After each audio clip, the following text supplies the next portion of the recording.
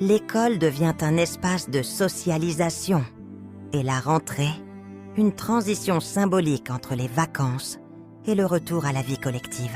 Durant la Seconde Guerre mondiale, la rentrée scolaire est perturbée dans de nombreux pays.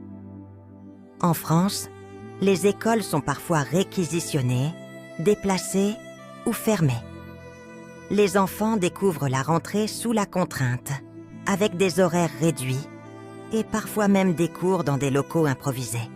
Malgré les difficultés, la rentrée demeure un acte de résistance et d'espoir.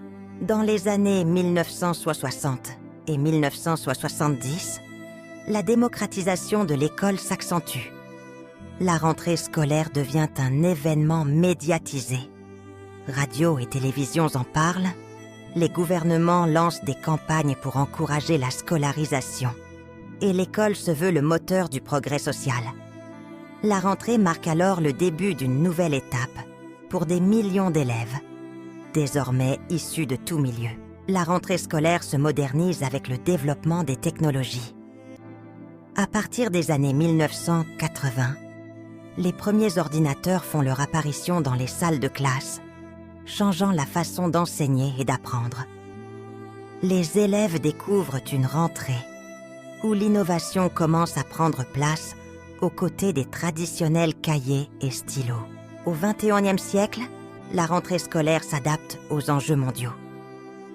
Les crises sanitaires, comme la pandémie de Covid-19, bouleversent le calendrier et les modalités de la rentrée.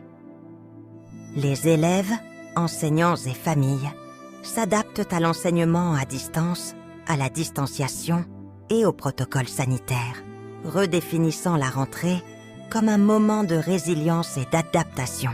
Enfin, la rentrée scolaire est aujourd'hui un symbole de renouveau et d'égalité. Elle incarne la promesse de l'éducation pour tous, quel que soit le contexte, qu'elle soit vécue dans une école rurale, urbaine, en présentiel ou en ligne. La rentrée demeure le point de départ d'une aventure collective. Un rite qui traverse le temps et les générations, marquant indéniablement la mémoire de chacun.